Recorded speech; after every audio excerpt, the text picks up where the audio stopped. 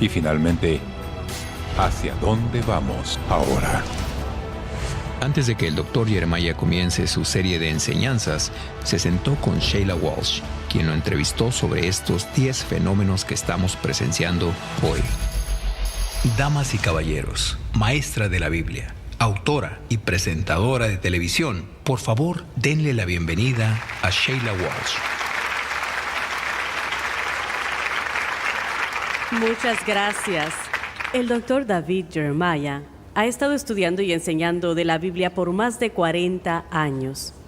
Su forma práctica de explicar la Escritura, significado y aplicación personal transformó a millones, y yo soy uno de esos millones. Una característica del ministerio de David Jeremiah es que con los años ha dedicado parte de su enseñanza a explicar la profecía bíblica, que para muchas personas suele ser confuso y difícil de entender, pero no debe ser así. Y la nueva serie del Dr. Jeremiah, ¿Hacia dónde vamos ahora?, señala las profecías que explican los problemas que estamos experimentando ahora. Démosle la bienvenida al Dr. David Jeremiah.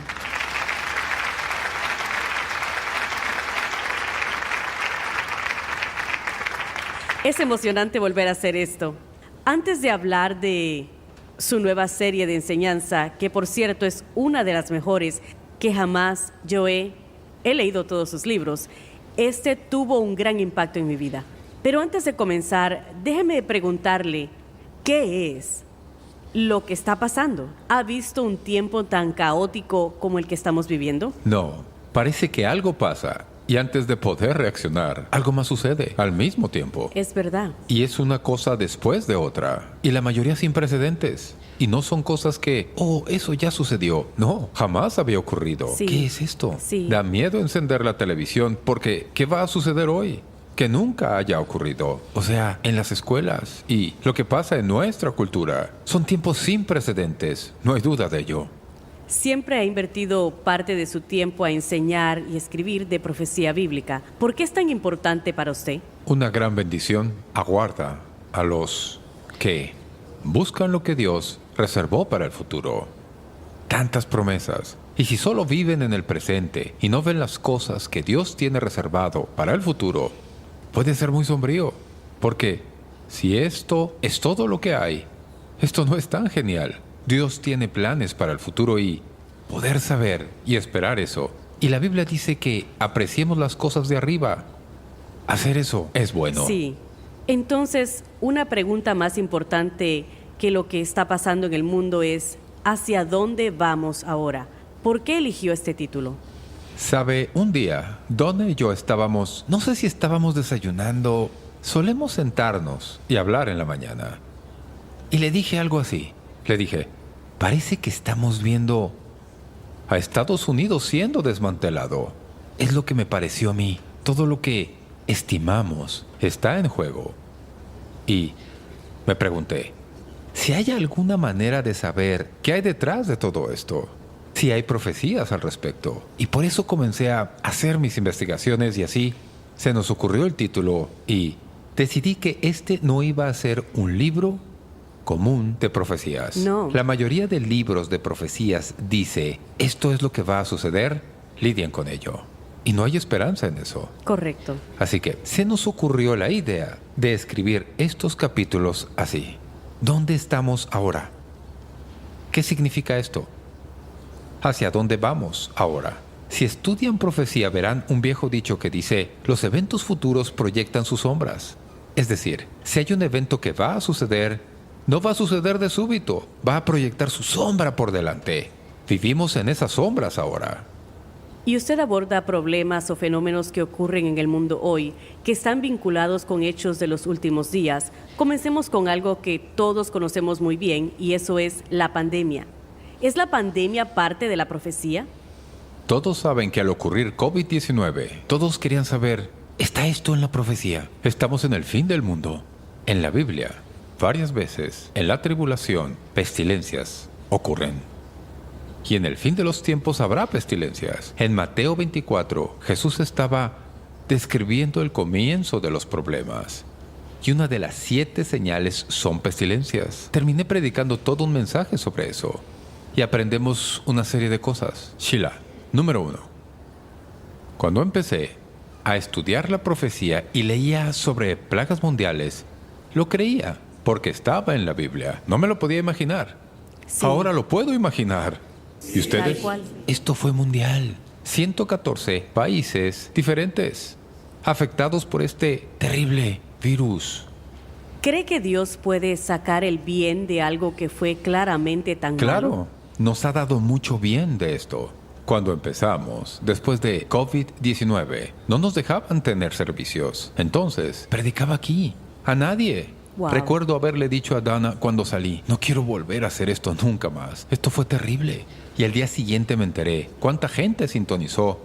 La primera semana, 100,000 personas ¡Oh, lo Dios vieron mío! por internet. ¡Wow! No se mantuvo ahí. La primera semana todos estaban muy motivados, pero aún hoy son de 30 a 40,000 personas las que ven en línea. Hace 3 semanas, 70 personas vinieron a Cristo. Él recibe mucha gloria. Pasemos al siguiente tema que trata el globalismo, al que llama profecía internacional. Sabe, estamos mucho más conectados en el mundo y algunos piensan que eso es algo bueno. ¿Qué dice la Biblia sobre la sociedad global? Bueno, el primer globalista fue Nimrod en el Antiguo Testamento, que construyó la Torre de Babel. Vemos desde el principio que cuando la gente se reúne y hace algo para superar a Dios, Dios no lo tolera. Y él, como ya saben, confundió los idiomas y ese proyecto no terminó bien. El problema con el globalismo, Sheila, es lo único que debe suceder para que ocurran los eventos del fin del mundo, porque como saben, la Biblia nos dice que en el final va a haber un líder mundial que galvanizará a la gente detrás de él. Será un hombre muy malvado que destruirá al mundo. Pero el mundo debe seguirlo.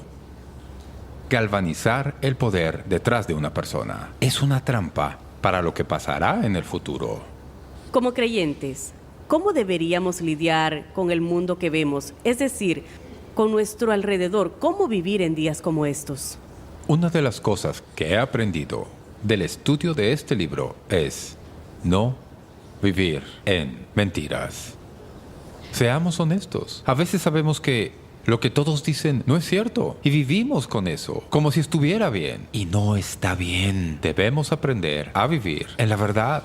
Por eso, cuando surjan cosas que sabemos que no son representativas de la cosmovisión bíblica, no podemos aceptarlo sin hacer nada. Tenemos que denunciarlo y no hacerlo.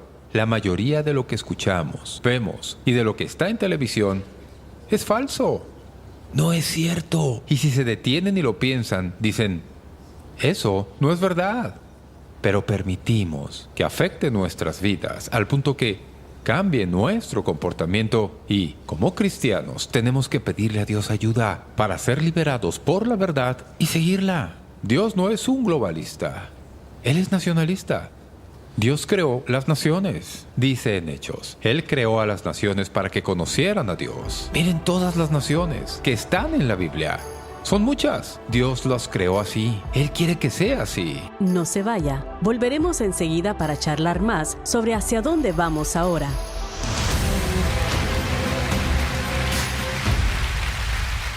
En el nuevo estudio sobre profecía del Dr. David Jeremiah, ¿hacia dónde vamos ahora? Descubra los 10 fenómenos mundiales actuales que prueban que las profecías sobre el mañana presagian los problemas que enfrentamos hoy en nuestra cultura y asimismo, encuentre lineamiento bíblico para el fin de los tiempos. Entienda lo que significa para los creyentes y finalmente, ¿hacia dónde vamos ahora? Hacia dónde vamos ahora por el Dr. Jeremiah es suyo por una donación de cualquier monto en apoyo a este programa. Y si envía una donación de $75 o más, recibirá el set completo que comprende del libro, la serie completa en formato CD o DVD y la guía de estudio correspondiente. Además, incluido con cualquier pedido del set, la tabla de la profecía de Apocalipsis, un fascinante resumen de las evidencias cautelares que señalan la llegada del fin de los tiempos. Ordene el libro Hacia dónde vamos ahora o el set completo hoy.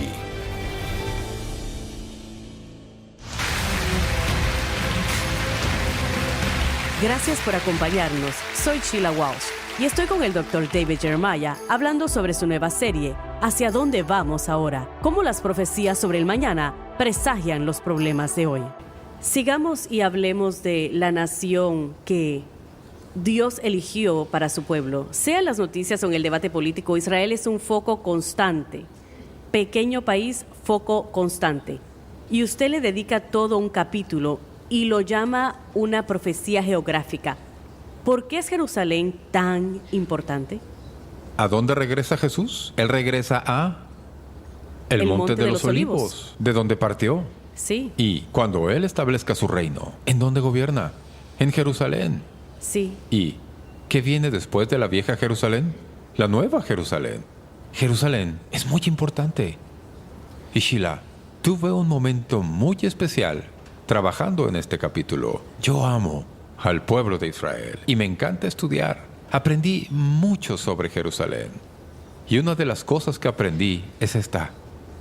La Biblia dice muchas veces que Dios escogió a Jerusalén para poner su nombre en ella. Él eligió a Jerusalén como su propia ciudad especial. Eso no se dice de ninguna otra ciudad. Dios escogió a Jerusalén como su propia ciudad. Jerusalén es mencionada en la Biblia mucho más que cualquier otra. Es la más importante. Y no sé por qué.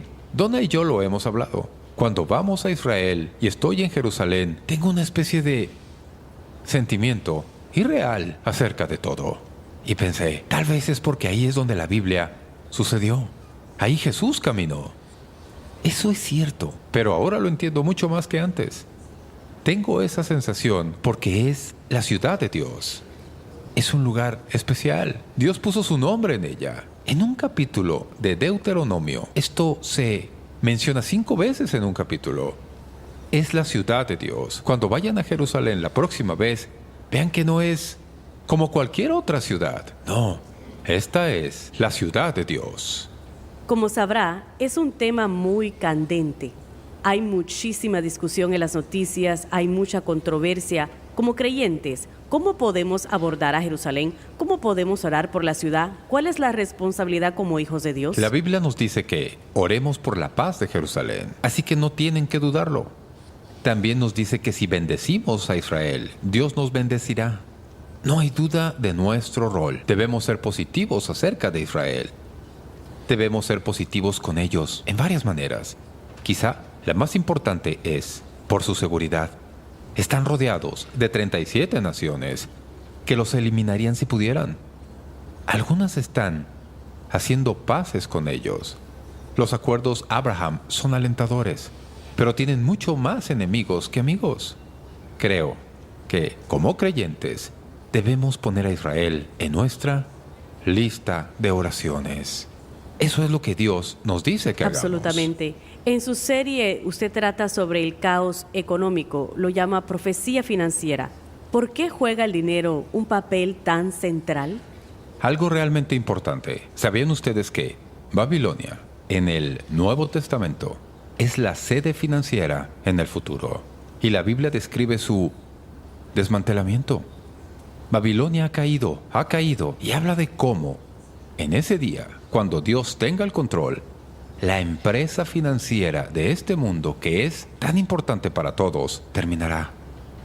El capítulo que escribí tiene que ver con lo que está sucediendo hoy, de universalizar transferencias financieras. Así es. Hay un país en Europa en donde están implantando microchips bajo la piel de la gente, y son varios miles.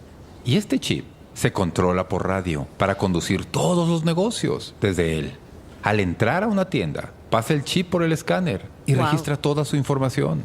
Pueden hacer negocios, pueden transferir dinero desde su mano a cualquier otro. Están preparando el camino para la marca de la bestia. Sí. Porque Apocalipsis, en el capítulo 13, habla de cómo, cuando el anticristo llegue a gobernar, tendrán que tomar la marca. Y si no lo hacen, no podrán comprar ni vender. Si no son leales al anticristo, se morirán de hambre. Irán a la tienda y entonces, cuando vayan a pagar, si no tienen la marca de la bestia, no podrán comprar nada. Esa es la forma en que el anticristo controlará a su gente. ¿Suena eso familiar? Es decir, está cambiando, Sí. cambia rápidamente y no es difícil entenderlo. Lean Apocalipsis 13. Y este capítulo proyecta una sombra y estamos viviendo en ella hoy. Pasemos a algo que creo que realmente está destruyendo a muchas personas, y eso es la cultura de cancelación. Usted le dice profecía política. Es triste ver la forma en que las personas son canceladas toda su vida, no solo una opinión, sino toda su vida. ¿Qué rol tiene la cultura de cancelación en la profecía? El totalitarismo dice que nada está permitido salvo lo que permitamos. Así que no hay posibilidad de diálogo. Ellos no quieren la verdad. Ellos quieren su mentira. Y si se oponen, si están del lado equivocado del argumento y tienen algo que hicieron en su vida, olvidado hace 25 años atrás, lo encontrarán, lo usarán y los destruirán. Entonces, ¿cómo existimos? ¿Cómo compartimos las buenas nuevas sin ser silenciados? Bueno, este no es el momento para que vivan con temor o vivir una vida débil. Creo que tenemos que ser quienes somos y orar para que Dios nos guíe. Tenemos que vivir en la verdad. Ya lo hemos visto. Deben vivir en la verdad. No pueden vivir fuera de la verdad. Sí. Luego usted habla sobre la hambruna espiritual. Lo define como una profecía espiritual. ¿Qué quiere decir con la hambruna espiritual? Déjenme hablar de eso. Amós fue un profeta muy interesante. En Amós 8, creo que en el versículo 11, dijo: quiero decirles que llegará el día en el que habrá hambre en la tierra. No hambre de pan y agua, sino hambre de oír la palabra de Dios. Eso va a suceder en el futuro y está sucediendo hoy. En la parábola del sembrador habla de cómo Satanás puede robar la palabra de sus corazones o la palabra puede ser marginada en sus vidas por las preocupaciones que tienen, por la vida, por su afán, sus distracciones. Eso significa que Satanás los alejará de la palabra de Dios. Pero Satanás también les quita la palabra de Dios. Y lo que hace es meterlos en situaciones en las que creen que por estar en una iglesia en donde nadie abre la Biblia, siempre lo digo y sinceramente, deben estar en una iglesia donde Cristo se ha levantado y donde se enseñe su palabra. Absolutamente. Hablamos de muchas cosas que técnicamente suceden fuera de la iglesia, pero este capítulo es desgarrador. Usted lo llama la apostasía, una profecía teológica. ¿Qué es la apostasía? Tesalonicenses dice que antes de que Jesús regrese, debe haber un distanciamiento. ¿Y qué es eso? Bien, la palabra en sí es la palabra apostasía, de dos palabras griegas que significan separar, estar en un lugar y luego apartarse. Y la Biblia dice que en la tribulación va a haber una gran desviación de la fe, un distanciamiento, apostasía. Eso es en la tribulación, pero aquí estamos hoy y está sucediendo hoy.